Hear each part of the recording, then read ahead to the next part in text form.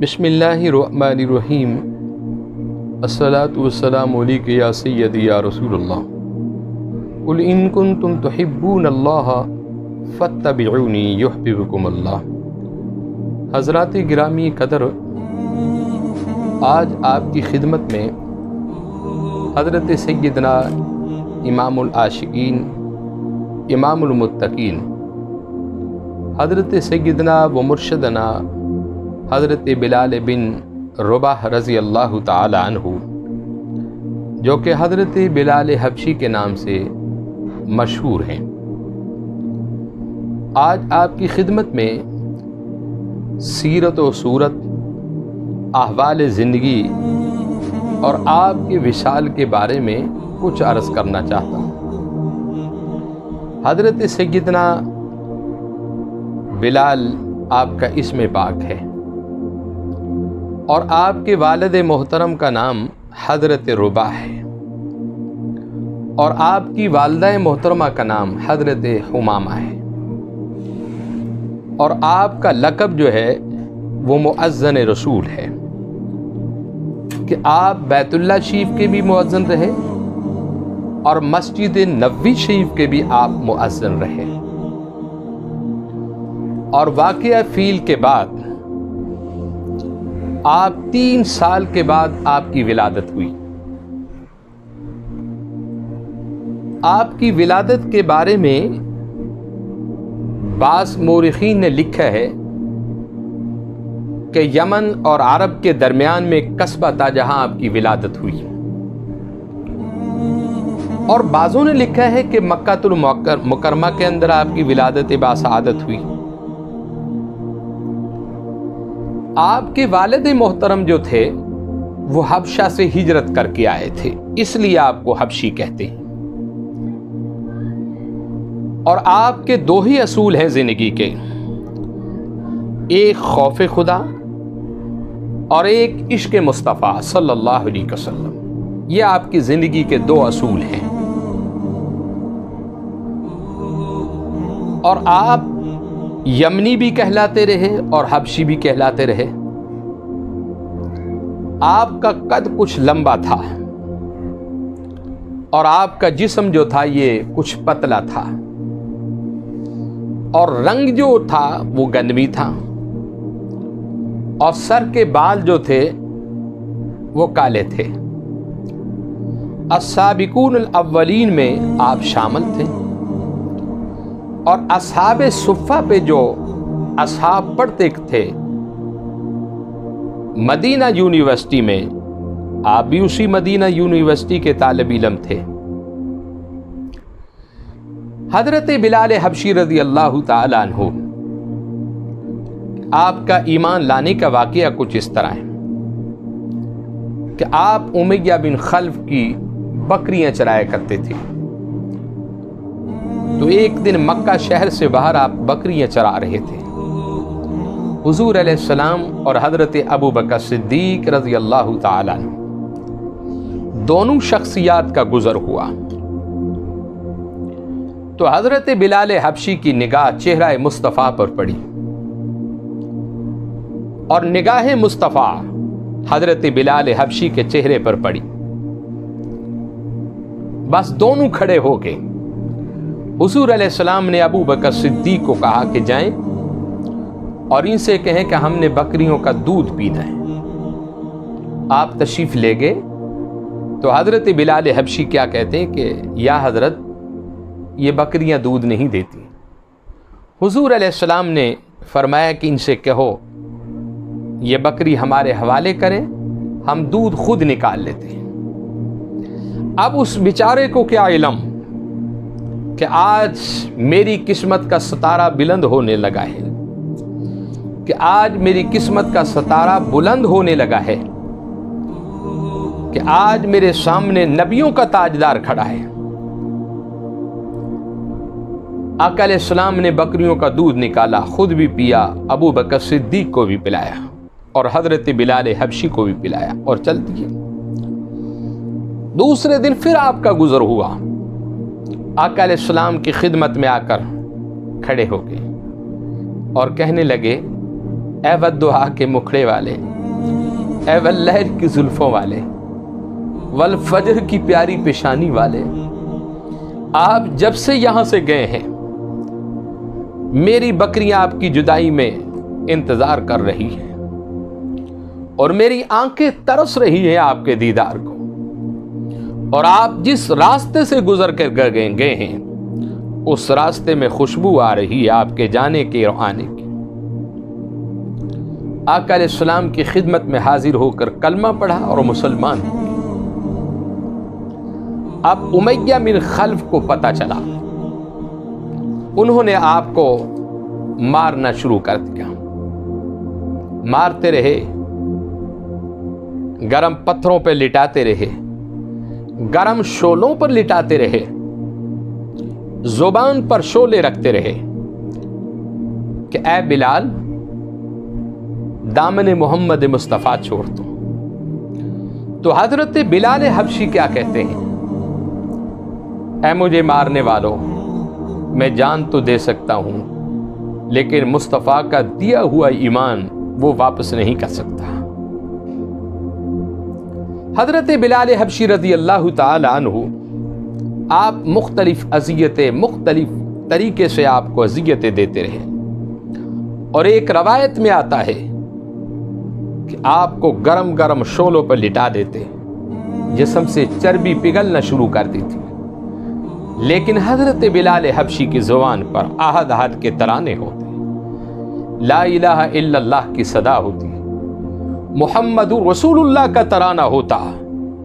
یہ تھا پکا عشق اور یہ تھی پکی محبت، اور اسی کو کہتے ہیں عاشق مصطفیٰ صلی اللہ علیہ وسلم۔ تو حضرت بلال حبشی کے پاس سے ایک دن ابو بکر صدیق کا گزر ہوا۔ جب وہ مار رہے تھے ابو بکر صدیق کو ترس آیا اور آپ حضور کے دربار میں گئے اور کہا کہ یا رسول اللہ صلی اللہ علیہ وسلم کہ جب سے بلال بن رباح نے کلمہ پڑھا ہے اسے اذیت دینی تکلیفیں زیادہ ہوگی، اگر آپ اجازت دیں تو میں اسے خرید نہ لوں۔ حضرت ابو بکر صدیق امیہ بن خلف کے پاس گئے اور کہا کہ میرے پاس ایک غلام ہے جو تن کا سفید ہے، دل کا کالا ہے، اور آپ یہ غلام مجھے دے دیں جو تن کا کالا ہے، دل کا اجلا ہے، اور جتنی رقم آپ لینا چاہتے ہیں۔ ابو بکر صدیق رضی اللہ تعالیٰ عنہ آپ نے خرید لیا، اور خریدنے کے بعد حضور کے دربار میں پیش کر دیا۔ آقا علیہ السلام نے کھڑے ہو کر بلال کو اپنے سینے سے لگایا اور ابو بکر کو کہا کاش کہ تم جب بلال کو خریدنے کے لیے گئے تھے کاش کہ مصطفیٰ کریم کو بھی شامل کر دیتے، یہ کتنا قیمتی جسم ہے جسے مصطفیٰ خریدنا چاہتے ہیں۔ ساری دنیا مصطفیٰ کی طالب ہے اور مصطفیٰ کریم آج بلال حبشی کے طالب ہو گئے۔ حضور رحمت عالم صلی اللہ علیہ وسلم آپ جب معراج شریف پہ تشریف لے گئے، آپ نے دیکھا کہ حضور علیہ السلام نے ابھی قدم شریف رکھا جنت الفردوس کے اندر، تو آپ نے دیکھا کہ کسی کے قدموں کی آواز آ رہی ہے۔ آپ نے جبریل امین سے پوچھا کہ یا جبریل یہ بتائیں کن کے قدموں کی آواز ہے؟ کہا کہ یا رسول اللہ صلی اللہ علیہ وسلم کہ یہ حضرت بلال حبشی کے قدموں کی آواز ہے، یہ شان ہے میرے بلال حبشی رضی اللہ تعالیٰ عنہ۔ اور ایک روایت میں آتا ہے آقا علیہ السلام نے فرمایا کہ قیامت والے دن حضرت بلال حبشی کے ہاتھ میں ایک جھنڈا ہوگا اور دنیا کے تمام مؤذن حضرت بلال حبشی کے جھنڈے کے نیچے جمع ہو جائیں گے، اور حضرت بلال حبشی کی گردن سب سے لمبی ہوگی، اور آقا فرماتے ہیں کہ حضرت بلال ایک ایسی اونٹنی پر سوار ہو کر آئے گا جس کی مہار یاقوت اور زمرد کی ہوگی اور اس کے پیر چاندی کے ہوں گے۔ حضرت بلال حبشی اس اونٹنی پر سوار ہو کر آئیں گے۔ نبی معظم رحمت عالم صلی اللہ علیہ وسلم اس کالے جسم سے دل سے پیار کرتے تھے، اور کرتے بھی کیوں نہ، جب اس جسم نے حضور کی محبت کے لیے بڑی مار کھائی کی۔ اور ایک موقع پر آقا علیہ السلام نے فرمایا کہ بلال تم شادی کرو۔ حضور جب سے میں نے آپ کی غلامی کا پٹا اپنے گلے میں پہنا ہے کوئی رشتہ نہیں دیتی۔ آقا علیہ السلام نے فرمایا کسی کے گھر تو ہے، حضور میرے چاچا کی بیٹی ہے۔ فرمایا کہ جاؤ چلے جاؤ۔ جب رشتہ مانگنے کے لیے گئے تو چاچی نے کہا کہ بلال تم اپنا رنگ دیکھو اور میری بیٹی کا رنگ دیکھو، اپنا حسن دیکھو اور میری بیٹی کا حسن دیکھو۔ اب وہ اندر سے لڑکی نکل آئی۔ ابھی حضرت بلال اور ان کی والدہ محترمہ کی بحث چل رہی تھی۔ اب وہ نوجوان لڑکی کیا کہتی ہے، اے میری ماں حضرت بلال کو حسن کے تانے نہ مار، اگر حسن دیکھنا ہے تو مدینے جا کر دیکھ لے، حضور کا حسن دیکھ لو، ان کو کچھ نہ کہو، یہ اپنی مرضی سے نہیں آئے، یہ مصطفیٰ کی مرضی سے آئے۔ یہ شان تھی میرے حضرت بلال حبشی رضی اللہ تعالیٰ۔ اور حضور نبی کریم علیہ السلام نے آپ کو کعبے کا مؤذن مقرر کر دیا، اذان پڑھتے رہے، اور ایسی اذان وہ بیت اللہ شریف جس کا مؤذن حضرت بلال حبشی تھا اور اس کا خطیب اور اس کا امام کالی کملی والے تھا، تمام نبیوں کا تاجدار تھا، نبیوں کا سردار تھا، حضور علیہ السلام کے غلام اذان پڑھتے رہے۔ ایک دن حضرت فاروق اعظم کو کسی نے کھڑا کر کے کہا کہ اے عمر، کہ تمہاری مسجد، تمہارا خطیب، تمہارا امام تو بے مثال ہے، لیکن اذان پڑھنے والا زبان کا تھتا ہے، توتلا ہے، آپ مؤذن بدل دیں۔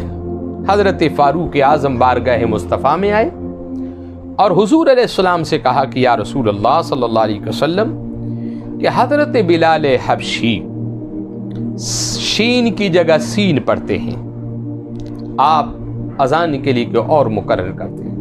حضور علیہ السلام نے حضرت بلال حبشی کو بلایا اور کہا کہ اے بلال، صبح تم نے کعبے کے اندر اذان نہیں پڑھنی۔ آپ خاموش ہو گئے، ادب رسول میں خاموشی کے ساتھ گھر چلے گئے۔ صبح ہوئی، کسی اور نے اذان کے لیے تیار ہوا، لیکن حضرت بلال حبشی آپ بارگاہ الہیہ میں کھڑے ہو گئے اور مالک الملک کی بارگاہ میں اپیل کر دیا آپ نے، اعلیٰ عدالت سپریم کورٹ میں چلے گئے۔ اللہ کے حضور میں جا کر کیا کہتے ہیں، رو رو کر حضرت بلال کیا کہتا ہے کہ مولا آج میرا محبوب مجھ سے ناراض ہو گیا،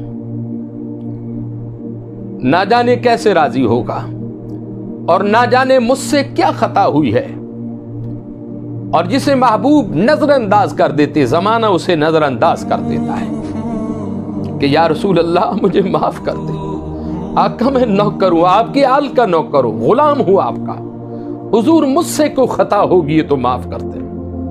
حضرت بلال روتے رہے اور اپنے مولا سے کہا کہ اے مولا، یا تو پھر اپنی اذان بدل دے یا بلال کی زبان بدل دے۔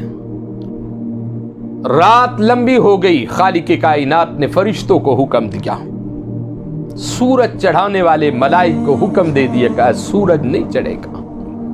مولا کیوں؟ فرمائے کہ جب تک میرا بلال راضی نہیں ہوگا اور بلال کعبے کے اندر اذان نہیں پڑے گا، قیامت تک سورج نہیں چڑھے گا۔ رات لمبی ہو گئی، صحابہ کرام سو کر تھک گئے، حضور کے دربار میں حاضر ہو گئے، لبیک یا رسول اللہ، لبیک یا رسول اللہ۔ حضور آج کیا بات ہے، کیا قیامت آ گئی؟ ہم تو سو کر تھک گئے، کروٹیں بدل کر تھک گئے ہیں۔ حضور رات نہیں پوری ہوئی، رات لمبی ہو گئی ہے۔ محبوب علیہ السلام کی آنکھوں میں آنسو آ گئے، فرمایا کہ قیامت نہیں آئی، آج میرا یار مجھ سے ناراض ہو گیا، آج میرا بلال مجھ سے ناراض ہے اور وہ اپنے رب کو منا رہا ہے۔ کیسا یہ رنگ تھا اور کیسی یہ زبان تھی جس کا ذکر محبوب کریم علیہ السلام کر رہے تھے۔ بس جب بلال حبشی نے خداوند کریم کو راضی کر لیا، حکم خداوندی آ گیا، جبریل آ گئے اور کہا کہ محبوب تیرا رب کہتا ہے کہ سین سے اذان پڑھنا بلال کا کام ہوگا اور قبول کرنا میرا کام ہوگا۔ اے بلال تو فکر نہ کر، نہ اذان بدلوں گا نہ زبان بدلوں گا، بس سین سے اذان پڑھنا تمہارا کام ہوگا اور قبول کرنا میرا کام ہوگا۔ یہ شان تھی حضرت بلال حبشی رضی اللہ تعالی عنہ۔ اور پھر ایسے ہی ہوا، آپ بیت اللہ شریف کے پھر مؤذن مقرر ہوئے اور پھر آپ نے خانہ خدا میں کھڑے ہو کر اذان پڑھی تو رب العالمین نے سورج کو طلوع کر دیا تھا۔ یہ مقام تھا حضرت بلال حبشی رضی اللہ تعالی عنہ کا۔ حضرت بلال محبوب کائنات صلی اللہ علیہ وسلم کے غلاموں میں سے غلام تھے، اور ایسے غلام تھے جب تک بلال راضی نہ ہوا خدا نے سورج کو بھی نہیں چڑھایا۔ حضرت بلال حبشی رضی اللہ تعالی عنہ آخری وقت جب آیا تو آپ بیمار ہو کے، بیوی بچے بیٹے بیٹیاں تمام لوگ آپ کے ارد گرد تھے، تمام لوگ رو رہے تھے اور آپ کے چہرے پر مسکراہٹ تھی۔ اہلیہ نے کہا کہ بلال ہم تو اس لیے رو رہے ہیں، ہم سے اوجل ہونے والے ہو، لیکن آپ کے ہنسنے کی کیا بات ہے، کیا حکمت ہے؟ تو حضرت بلال کہتے ہیں مجھے قسم اس رب ذوالجلال کی، جب میں دنیا سے جاؤں گا قبر کے اندر مصطفیٰ سے ملاقات ہوگی، بس اسی خوشی میں مسکرا رہا ہوں۔ اور جب حضور اکرم صلی اللہ علیہ وسلم کا وصال ہو گیا تھا، آپ مدینہ الرسول چھوڑ کر ملک شام چلے گئے تھے اور گلیوں میں پوچھ رہے تھے کہ کسی نے میرا محبوب دیکھا ہو۔ دیوانے ہو گئے تھے، پاگل ہو گئے تھے حضور کی محبت میں، حضور نظر نہیں آ رہے تھے، آپ ٹکرے مار رہے تھے اور آپ روتے روتے شام چلے گئے۔ سال بعد حضور اکرم صلی اللہ علیہ وسلم کو خواب میں ملے، آقا کا دیدار نصیب ہوا۔ حضور نے فرمایا کہ بلال کیا ہمیں چھوڑ کر چلے گئے؟ اور پھر آپ روتے ہوئے پھر شام سے مدینہ الرسول آئے۔ لوگوں نے حضرت بلال حبشی کو دیکھا تو آپ کا کوئی ہاتھ چوم رہا تھا، کوئی سر چوم رہا تھا، لوگ محبت سے آپ کے آگے پیچھے ہو گئے اور کہا کہ بلال وہ اذان پڑھ کے سناؤ جو مصطفیٰ کے زمانے میں اذان پڑھتے تھے۔ اور آپ نے دیکھا ہوگا کلمہ شریف کے اندر لا الہ الا اللہ محمد رسول اللہ، اور اذان کے اندر ہے اشہد ان محمد در، یعنی جب حضرت بلال حبشی اذان پڑھتے تو حضور کی طرف اشارہ کر کے کہتے کہ میں در رسول پر کھڑا ہو کر اذان پڑھ رہا ہوں۔ سال بعد جب آئے تو لوگوں نے کہا کہ اذان پڑھیں، تو آپ نے کہا کہ میرا یار سامنے نہیں ہے، میں اپنے یار کے بغیر اذان نہیں پڑھ سکتا۔ لوگ حسنین کریمین کو لے کر آ گئے، سیدہ فاطمہ الزہرا کو لے کر آ گئے، اور پھر جب حسنین کریمین نے انہیں حکم دیا تو آپ نے اذان پڑھنا شروع کر دی۔ اور جب مسجد نبوی میں آپ نے اذان پڑھی اشہد ان محمد رسول اللہ، تو پوری مسجد کے اندر زار و قطار رونے کی آوازیں آ رہی تھی۔ یہ تھے حضرت بلال حبشی۔ آپ کا وصال مبارک اسی مہینے کے اندر 20 محرم شریف کو ہوا اور 20 ہجری میں، اور آپ کا مزار اقدس دمشق یعنی شام کے اندر ہے۔ باب الصغیر قبرستان ہے جہاں آپ مدفن ہیں، آج بھی اس عاشق رسول کا روضہ اور تربت مبارک شام کے اندر موجود ہے۔ وآخر دعوانا الحمدللہ رب العالمین۔